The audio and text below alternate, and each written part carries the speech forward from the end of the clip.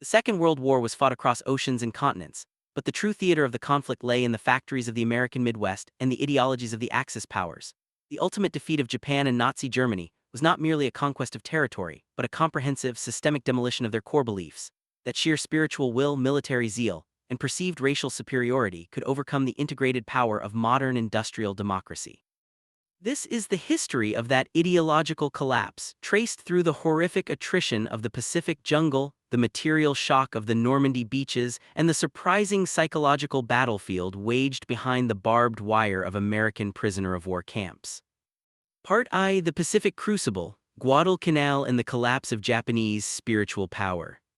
On August 19, 1942, in the dense jungle near Taivu Point on Guadalcanal, Second Lieutenant Jinjiro Imi recorded observations in his diary that captured the shock felt by many Imperial Japanese Army IJA soldiers upon encountering American forces. Imi and the 916 soldiers of Colonel Keanu Ikiki's detachment had been told the Americans were poorly trained, easily frightened, and soft from lives of luxury. Ikiki himself had dismissed warnings, famously stating, "These are Americans, we will sweep them into the sea before sunrise." What these battle-hardened veterans of China and Southeast Asia were about to encounter was not merely defeat, but a systematic demolition of every tactical and ideological certainty that defined the Japanese way of war. The center of gravity, Henderson Field. The campaign began 2 weeks earlier when 11,000 United States Marines of the 1st Marine Division executed Operation Watchtower. Their objective was simple on paper: seize the nearly completed Japanese airfield at Lunga Point. They quickly achieved this objective, naming the strip Henderson Field.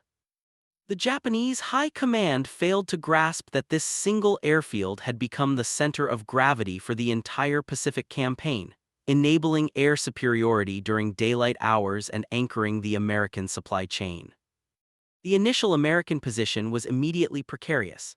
The U.S. Navy suffered its worst-ever defeat in a single fleet action at the Battle of Savo Island on the night of August 9, losing 4 heavy cruisers and over 1,000 sailors in 37 minutes. This disaster temporarily cut off the Marines, leaving them stranded and surviving on captured Japanese rice until early November. However, this setback forced a rapid institutional transformation, compelling the U.S. Navy to immediately reevaluate its tactics and leading to crucial improvements in night combat readiness and radar usage. This rapid adaptation would prove far more valuable than any short-term loss. The annihilation of Zeal, Tenaru and Bloody Ridge. The core failure of the IJA on Guadalcanal lay in its doctrine of spiritual power, Seishin Kaiwaku, the belief that superior morale and willingness to die could neutralize American advantages in firepower. This belief was shattered in the first major clash. The Battle of the Tenaru River, August 1942. Colonel Ikiki, underestimating American strength, ordered a massed frontal assault directly across the sandbar at the mouth of the Tenaru or Ilu River.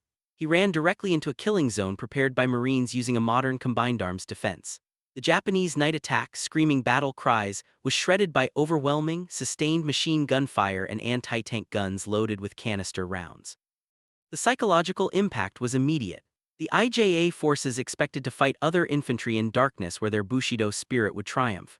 Instead, they encountered coordinated fire support and 30-caliber lead steel balls, machine gun fire. The battle was a localized annihilation, resulting in approximately 800 Japanese deaths and 0 tactical success. Edson's Ridge, September 1942. The failure was compounded a month later at the Battle of Edson's Ridge, Bloody Ridge. When Major General Kiyotake Kawaguchi attempted a sophisticated 3-pronged attack through the dense jungle toward Henderson Field, he found the Marines ready. This defense showcased the power of synchronized American combined arms, particularly precision artillery fire. During the critical night of September 12-13, the 3rd Battalion, 11th Marines delivered over 2,000 rounds of sustained artillery fire, often at ranges closer than 1,600 yards. This decisive, accurate support prevented any breakthrough, ultimately repelling the assault. General Alexander A. Vandegrift called the artillery support a tremendous contribution to the victory. The Japanese attempts to utilize close combat expertise were systematically negated by an integrated system of defense that simply outcalculated and outfought the attack. The logistical abyss, the Tokyo Express V's industrial might.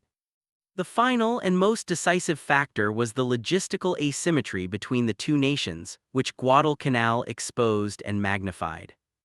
The Japanese Imperial Navy, IJN, unable to challenge Allied air superiority during daylight, was forced to rely on nocturnal resupply runs using fast destroyers, dubbed the Tokyo Express by the Allies. Although tactically brilliant, the destroyers were combat vessels, not cargo ships, and were ill-suited for delivering the bulk materials, heavy weapons, and medical supplies needed to sustain a protracted campaign. Japanese soldiers tragically referred to this system as rat or ant transportation. Meanwhile, American logistics proved resilient, adapting rapidly to jungle conditions with specialized medical chests and an uninterrupted flow of replacements, food, and ammunition. The contrast was stark. American forces systematically choked the Japanese supply lines, with U.S. submarines sinking a staggering 62 Japanese transports between August and November 1942, compared to only 6 Allied transports sunk by Japanese submarines. This disparity culminated in the naval battle of Guadalcanal, November 12–15, 1942, the decisive engagement for control of the seas. The U.S. victory, which included the sinking of the Japanese battleship Kirishima, sealed the fate of the ground troops. Following this defeat, Japan made no further major attempt to reinforce the island, ceding permanent control of the sea and air. The Island of Death. The true horror of the defeat was written not in battle logs, but in the casualty statistics. Japanese officers who survived the campaign estimated that 15,000 Japanese soldiers died from starvation and disease on Guadalcanal, while only 5,000 to 6,000 were lost in direct combat. This devastating 3:1 ratio of non-combat to combat deaths proved that America's industrial capacity and logistical interdiction were far more lethal than its ground fire. Guadalcanal became known to the Japanese as Starvation Island or the Island of Death. The troops, suffering acute weight loss up to 40 pounds was common and pervasive disease, found their primary focus shift from fighting to the desperate search for food.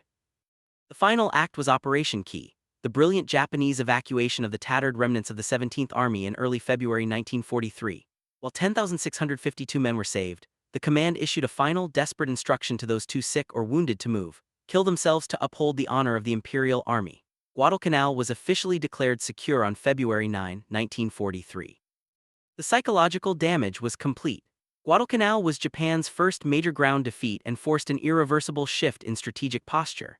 Japanese veterans learned the hardest lesson of the industrial age: individual courage, discipline, and spiritual power could not overcome the inexhaustible material, logistical, and technological resources of the United States. Part II: Fortress Broken, Normandy, Material Shock, and the Irrelevance of German Courage. The German experience in Normandy 6 months later echoed the trauma of Guadalcanal, but on an exponentially larger industrial scale. The soldiers defending the Atlantic Wall were not just fighting Allied infantry, they were fighting the full, terrifying efficiency of the American production miracle. On June 6, 1944, German machine gunners like Heinrich Severloh at strongpoint WN-62 overlooking Omaha Beach watched the dawn break upon an armada of 6,939 vessels stretching across the Channel, the largest naval force ever assembled. They had been promised that the Atlantic Wall was impregnable. They were about to witness its demolition. Naval fire and air supremacy, the paralysis of command. The psychological assault began at 5:35 hours with a naval bombardment the German defenders were entirely unprepared for. Concrete bunkers designed to withstand any conventional shelling cracked under the sustained heavy-caliber fire from battleships and cruisers. The sheer volume of incoming ordnance proved that German defensive calculations were fatally flawed. They had planned for a battle but received a deluge. Compounding the shock was the absolute and humiliating failure of the Luftwaffe German Air Force.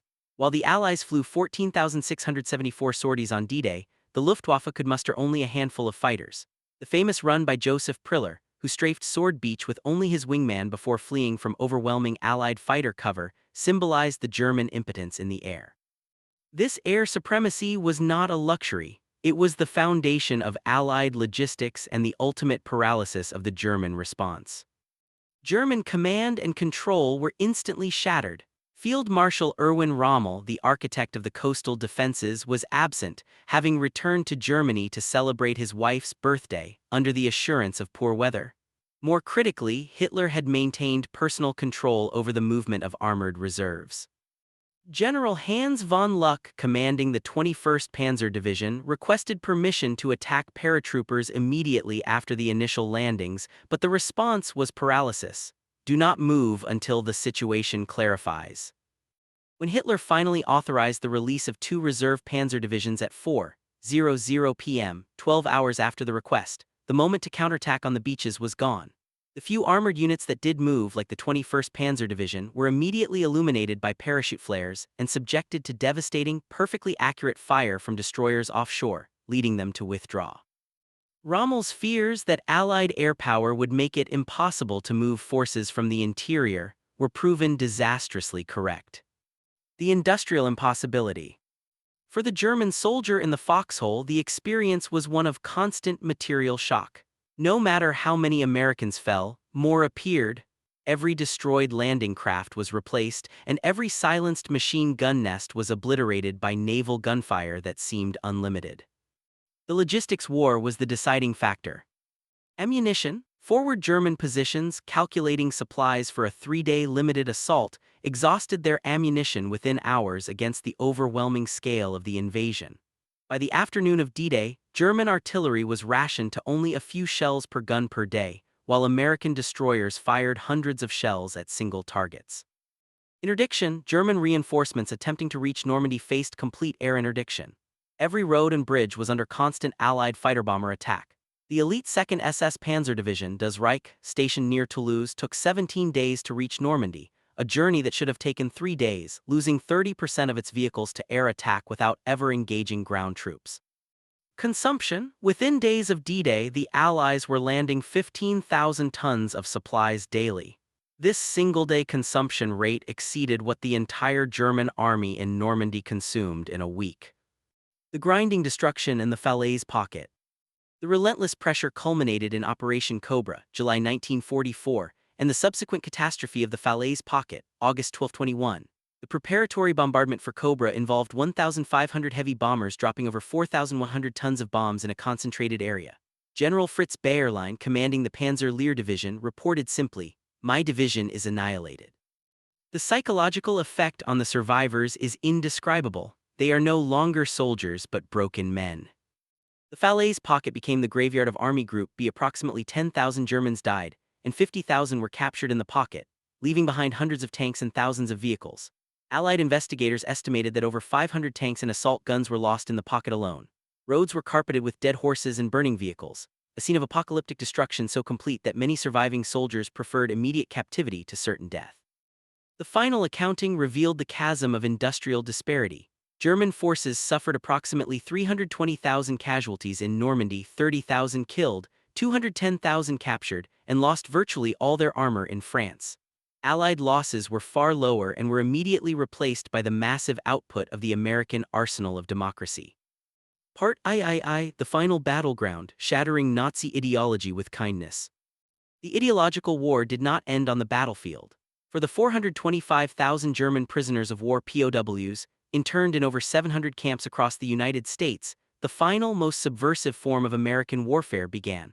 A systematic effort to demolish Nazi ideology through the paradox of kindness and the visible superiority of the democratic system. Adherence to the Geneva Convention. In stark contrast to the appalling treatment of Axis POWs by the Soviet Union, where mortality rates approached 36%, the United States strictly adhered to the 1929 Geneva Convention. POWs were housed in barracks, provided recreational facilities, and fed rations often superior to those consumed by American civilians due to wartime rationing. Enlisted prisoners who worked often in essential agricultural or forestry labor to meet severe U.S. labor shortages were paid 80 cents per day. The War Department made it protocol to inform arriving German prisoners that the U.S. would fully uphold the Geneva Convention, countering the Nazi propaganda that had warned them of mistreatment and torture upon capture.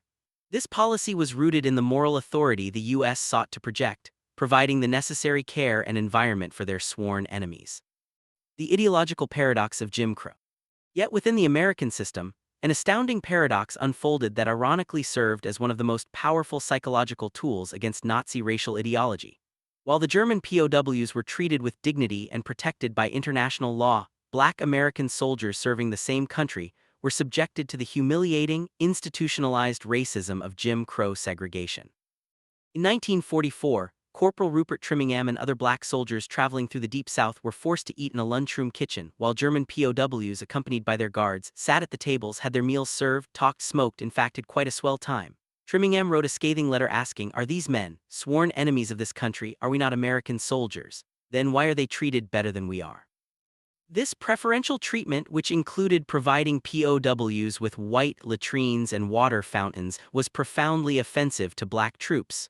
For the German prisoners, however, it provided a bizarre, unintended lesson. The Nazis, who viewed the war as a conflict of races, were housed and treated according to the American ideal of law and decency, while the systemic racism against the black American liberators was starkly visible, offering what one observer called the Germans' smug sideline voyeurism. The re-education program. The deliberate strategy to denazify the prisoners led to the establishment of the Special Projects Division, or the re-education program. The goal was not merely to hold prisoners, but to strip away the Nazi ideology and teach them democracy. The program included a series of crash courses in democracy for potential administrators and leaders in the American zone of occupation, involving over 20,000 prisoners. A German-language newspaper, Der Ruf, The Call, was published in the camps to shape their political leanings and introduce democratic ideas. While historians debate the program's overall success in changing the hardened beliefs of Nazi loyalists, it targeted and cultivated a new democratic-leaning worldview in others, providing a pool of individuals who later participated in post-war German politics and public discourse. The ultimate strategic contrast was clear. U.S. officials viewed the war with Germany as a conflict against a political ideology, Nazism, while the war with Japan was often conceptualized in racial terms, as reflected in the massive disparity of treatment between German POWs and Japanese-American internees in concentration camps. By treating the German soldier with dignity and adhering to international law, the United States was, in effect, fighting the ideological war of kindness against hatred. The experience of captivity in America, witnessing American industrial wealth and personal freedom, receiving humane treatment, and observing a complex contradictory democracy in action, was arguably the final systemic shock that shattered the Nazi belief system in the minds of many German soldiers, preparing them for the post-war order. The final assessment. The soldiers of the Axis powers discovered that the Second World War was a mathematical equation where industrial capacity mattered more than tactical brilliance. They had brought courage, but the Allies brought unlimited industrial production. Whether in the jungles of Guadalcanal or the bunkers of Normandy, the result was the same: the irrelevance of individual sacrifice against the terrifying, systematic efficiency of the democratic arsenal. The defeats suffered by the Axis powers at Guadalcanal and Normandy were not tactical aberrations. They were the mathematical result of an industrial contest that Germany and Japan were destined to lose. The United States leveraged a production miracle that fundamentally transformed warfare from a contest of maneuver and will into an equation of material output and logistical dominance. The decisive infantry weapon gap. The technological disparity began with the individual soldier's rifle. The Japanese forces at Guadalcanal relied primarily on the bolt-action Type 38 and Type 99 Arisaka rifles, formidable weapons in their class but fundamentally outdated. Against them stood the American GI armed with the M1 Garand semi-automatic rifle. This difference was profound and often decisive in close combat. The M1 Garand was capable of delivering 40 to 50 accurate rounds per minute, overwhelming the Arisaka's rate of fire. This massive volume of sustained firepower shattered the effectiveness of Japanese banzai charges, which relied on breaking the line through sheer speed and aggressive close-quarters fighting. The Japanese learned the hard lesson that superior rifle bolt manipulation could not compete with the American ability to sustain a high rate of accurate fire in the jungle. The distinctive ping of the M1 Garand's en-bloc clip ejecting became the acoustic signature of American superiority across the Pacific. Combined arms, joint operations, and the battlefield classroom. The American military's ability to coordinate its vast resources across land, sea, and air, what became known as integrated joint operations, was perfected in the crucible of Guadalcanal. While the Japanese forces relied on the tactical skill of individual units, the Americans developed a systematic model of destruction. Air-sea interdiction? The Cactus Air Force (CAF) at Henderson Field provided crucial air defense and interdiction, preventing the Japanese Imperial Navy (IJN) from delivering bulk supplies in daylight. This control forced the Japanese into the suicidal, low-volume Tokyo Express runs, which quickly led to supply depletion and starvation. Artillery precision. As demonstrated at Edson's Ridge, the artillery of the 11th Marines was not simply aimed at the enemy, it was integrated into the infantry defense plan. General Alexander A. Vandegrift called the sustained artillery barrage at Bloody Ridge, over 2.0 rounds fired at close range, a tremendous contribution to the victory. This synchronization of land and air support, often referred to as multi-domain battle, allowed U.S. forces to prevail at the limits of their strategic reach. Rapid adaptation. The disastrous defeat at the Battle of Savo Island, August 1942, where the U.S. Navy lost 4 heavy cruisers, was followed immediately by a tactical overhaul.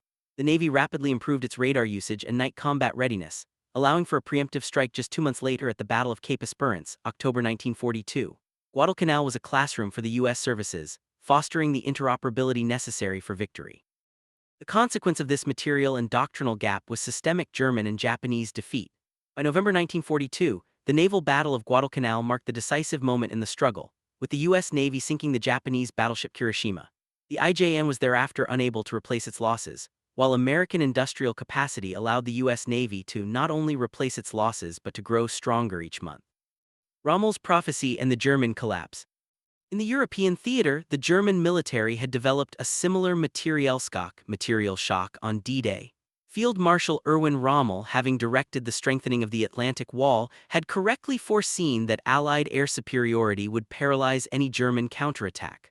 Rommel's warnings were tragically confirmed.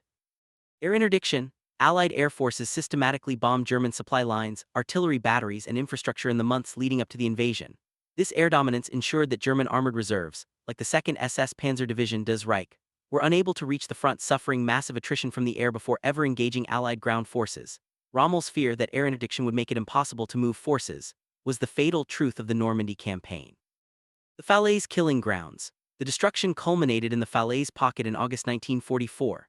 Allied artillery and air power systematically decimated the trapped German army group. The sheer scale of the slaughter, 10,000 dead and 50,000 captured, left behind a battlefield where General Dwight D. Eisenhower reported it was literally possible to walk for hundreds of yards at a time, stepping on nothing but dead and decaying flesh. This complete, industrialized annihilation demonstrated that the courage of the German soldier was irrelevant against the Allied production line of destruction. Part V. The Barbed Wire College, Democracy and the Jim Crow Paradox. For the 425,000 German soldiers interned in over 700 prisoner of war (POW) camps across the continental United States, the war continued, but this time it was a battle for their minds. The United States, having defeated Nazi power in the field, now sought to dismantle its ideology using a surprisingly potent psychological weapon: adherence to decency and the visible contradictions of American democracy. Kindness against hatred, the Geneva Mandate. The United States strictly adhered to the 1929 Geneva Convention, a policy based on the need to project moral authority and set a standard of treatment. In contrast to the horrific treatment of Axis POWs by the Soviet Union, where the mortality rate approached 36%, the U.S. provided German prisoners with comfortable barracks, recreational facilities, and food rations often superior to those consumed by American civilians due to wartime rationing. The War Department made it protocol to inform arriving German prisoners that the U.S. would fully uphold the Geneva Convention, directly challenging the Nazi propaganda that had warned them of torture and mistreatment. Enlisted prisoners who worked, often in agriculture and forestry to meet severe U.S. labor shortages, earned 80 cents per day. The humane treatment was the first systemic shock. The enemy they were taught to hate treated them with a legal dignity that exceeded the standards they themselves imposed on Soviet prisoners. The paradox of segregation.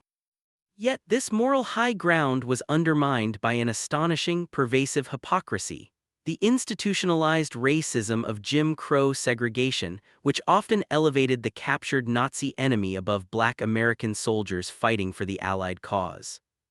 This treatment created what Corporal Rupert Trimmingham, a Black soldier traveling through the Deep South, documented in 1944. Trimmingham and his companions were forced to eat in a lunchroom kitchen out of sight, while German POWs, accompanied by their guards, sat at the tables, had their meals served, talked, smoked, in fact had quite a swell time. Trimmingham's angry letter asked the core question: are these men sworn enemies of this country? Are we not American soldiers? Then why are they treated better than we are? This systemic preference was humiliating to Black troops, suggesting they were fighting for a country even as that country fought against them. Examples included providing POWs with white latrines and water fountains and restricting black servicemen from overseeing German work crews. German prisoners, viewing this stark segregation, sometimes indulged in a smug sideline voyeurism. One soldier in Utah reported that German POWs refused to work for him due to his race, and white officers responded that colored boys are not allowed to detail or work prisoners of war. In a bizarre, unintended way, the visibility of Jim Crow provided a distorted lesson for the Germans. The Nazis, who preached racial purity, were treated as equals to white American guards under the law, while the systemic racism against black Americans underscored the complex, flawed nature of the democracy fighting them. The denazification program. The War Department attempted to address the ideological problem directly through the Special Projects Division, or re-education program, aimed at stripping away Nazi ideology and replacing it with democratic principles. U.S. authorities recognized the ideological diversity among the prisoners and attempted to separate ardently loyal Nazis, Category C, from anti-Nazis, Category A. The program included a series of crash courses in democracy for over 20,000 prisoners identified as potential future leaders in post-war Germany. They also